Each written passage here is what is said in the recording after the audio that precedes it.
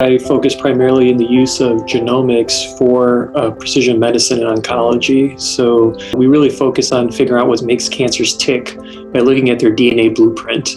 This clinical trial is a phase 2 trial, open at 20 sites across the U.S., enrolled about 200 patients, and specifically enrolled women with triple-negative breast cancer. In this analysis, in which we partnered with Dr. Savran, is we took a blood sample just after surgery where we analyzed CTCs with Dr. Savran, and we analyzed for ctDNA and looked at how this can predict whether the cancer will relapse. These cells are extremely rare.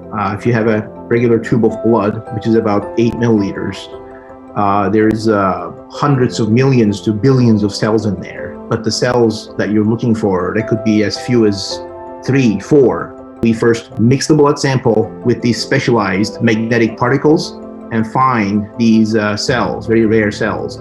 And then we take that mixture and then we flow it very rapidly across our microfluidic device, which pulls these cells down. And we can tell them, well, this is how many we counted. The number of cells that you find actually has a meaning. So these circulating markers were more predictive of relapse than every single commonly used clinical marker on the planet. Okay, so more predictive than tumor size, lymph node status, grade, stage, and so on and so forth. Actually, the statistical significance was above and beyond that. This is the largest clinical study, the use of circulating markers, minimal residual disease ever published.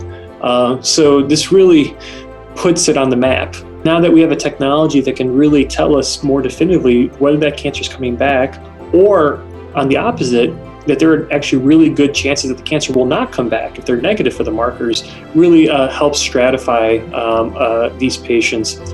We'll be using this data for future trials, really focusing and honing in on that super high-risk population. I told Milan in the very beginning when we started collaborating, I said, look, it's very important to me that these things that we built, that they're really useful. The technology has been used on real patients and how it has some real power in making a difference.